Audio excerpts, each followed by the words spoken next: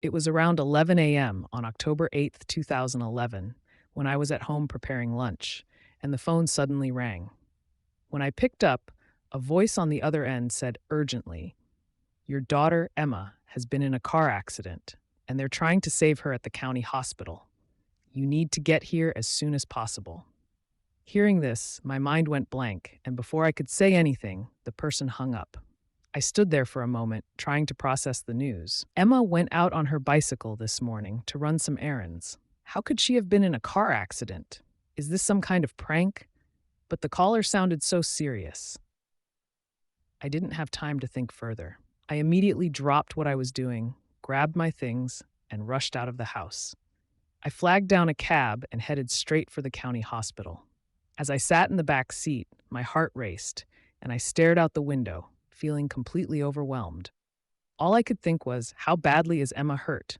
Where is she injured? Is her life in danger? She's only 17. She must be so scared, all alone in that hospital.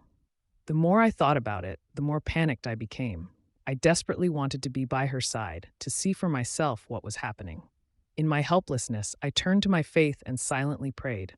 Dear God, I just heard that Emma has been in a car accident. My heart is in turmoil, and I'm so worried. I don't know how she is right now or the extent of her injuries. Please, God, help me stay calm. No matter how serious her injuries, give me the courage to face whatever comes. After praying, I remembered these comforting words from the Bible.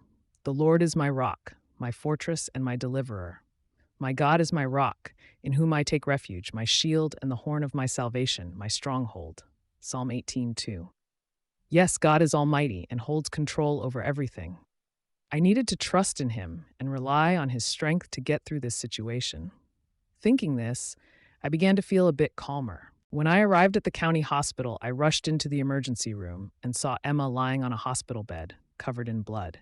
Her face was pale and she was struggling to breathe. Seeing her in such a state, my heart felt like it was going to break, and I didn't know what to do. Emma looked up at me and whispered, "Mom." I held her hand and gently stroked her face, my lips trembling, tears streaming down my face. A woman standing nearby, the driver who had hit Emma, kept apologizing to me. From her, I learned what had happened. After being hit, Emma had been dragged under the car. The car's low undercarriage had pinned her underneath, and the people around couldn't get her out. Just when they thought all hope was lost, Emma somehow managed to crawl out from under the car. Hearing this, I silently thanked God for his protection over Emma. At that moment, a doctor came in and said urgently, "Your daughter's lungs were severely compressed when she was crushed under the car. She's having difficulty breathing, and there is continuous bleeding. We need to transfer her to the provincial hospital immediately. Otherwise, she might not survive." Hearing the doctor's words, my heart sank. To ensure Emma received the necessary treatment, I quickly decided to transfer her to the provincial hospital and called my husband and family to let them know what had happened. As the ambulance sped down the highway, the air inside was thick with tension. I was so anxious, my heart felt like it was in a vice. I couldn't take my eyes off Emma, not even for a second. Suddenly, Emma opened her eyes and whispered, "Mom, I can't breathe." Seeing her in such pain, I felt even more scared, afraid she might not make it. I squeezed her hand tightly, leaned in close, and softly said, "Don't be scared, Emma. Let's pray together and rely on God. He is our rock, and he will see us through. Hold on a little longer. We'll be at the hospital soon." Emma blinked, signaling she understood. Looking at her, injured and on the brink of death, I felt a deep sorrow and started to doubt if she would survive. I kept praying, asking God to give me strength and help us face whatever lay ahead. After 2.5 hours, we arrived at the Provincial People's Hospital. We waited anxiously for a doctor to examine her.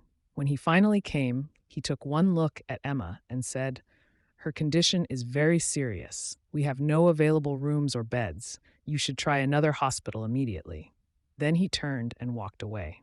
My husband and some relatives began calling nearby hospitals, but they were all full with no space for Emma.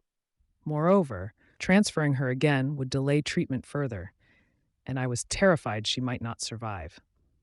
Emma's breathing was getting weaker, and she looked like she was in agony.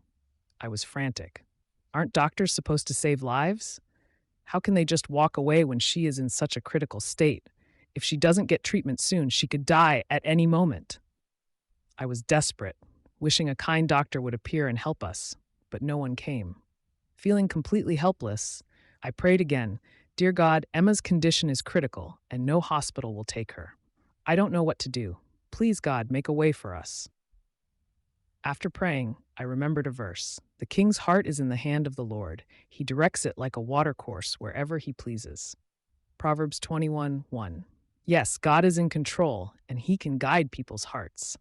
Whether the doctors treated Emma or not was in his hands. I needed to trust in God's plan and leave Emma's fate to him. With this in mind, I started to feel a bit more at peace. Half an hour later, the same doctor returned and saw we were still there. After hearing that all other hospitals were full, he paused for a moment, then said, "Bring her into the corridor. I'll do some basic treatment." Tears filled my eyes. I knew it wasn't just the doctor's conscience, but that God had heard my prayers and moved his heart. It was God's work. I kept thanking God in my heart, realizing he was always with us, providing support and comfort. After a quick examination, the doctor noticed Emma's continuous bleeding and told us to take her to the gynecology department. There, another doctor immediately arranged for surgery. Afterward, they transferred her to the orthopedics department, where the attending physician consulted with specialists and then called my husband and me into his office. He explained that Emma's bones weren't severely damaged, but her lungs were badly compressed, leading to swelling and inflammation, making it hard for her to breathe. He said the next 3 days would be critical and that she could die at any moment. We needed to prepare for the worst. Hearing this, I felt like my world was collapsing. I rushed back to Emma's side, holding her hand tightly, fearing she could leave us at any moment. Watching her lie there, unconscious and barely breathing, I was overwhelmed by memories of her growing up, and my heart ached. I clung to her hand, sobbing, fear gripping every part of me. I thought, is there really no hope? Am I going to lose my daughter? In despair, I prayed to God, "Dear God, the doctor says Emma could die at any time.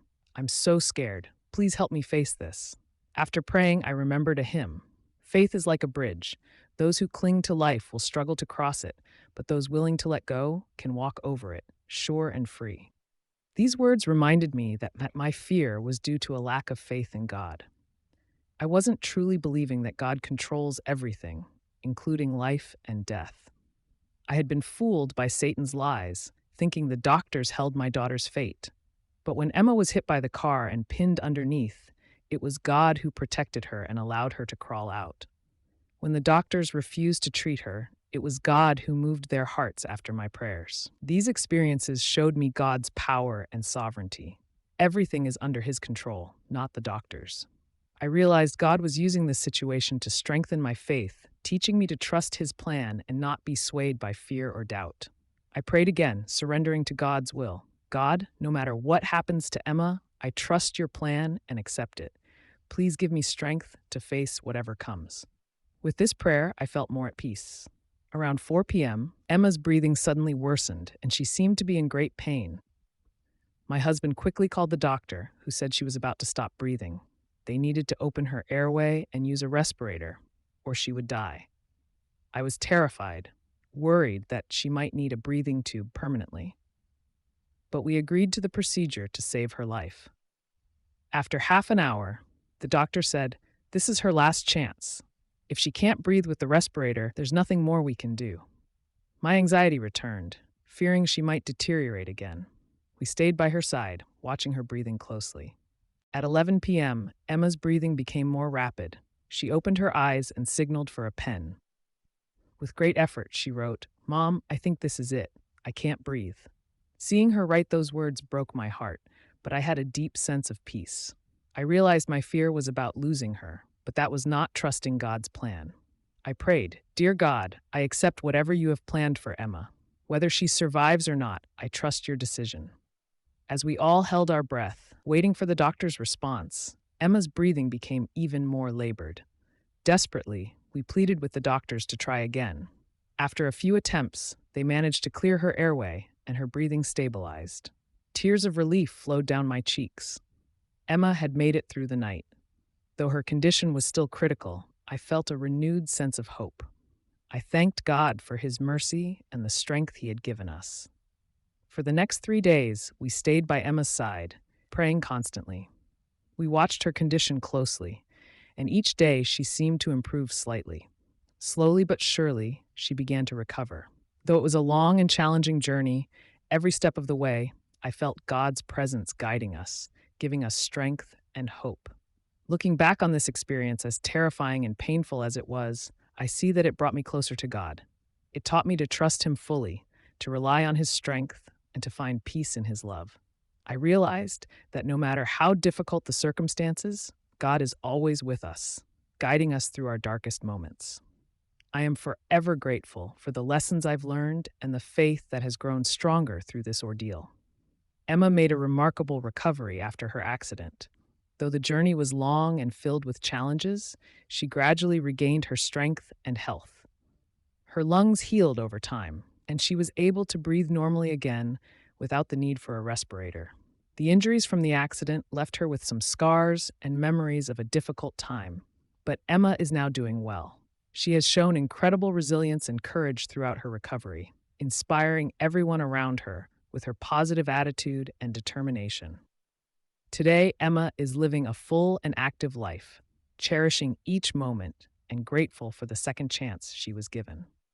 Her experience has brought her closer to her family and strengthened her faith, serving as a constant reminder of the power of hope, prayer, and the love and support of those around her.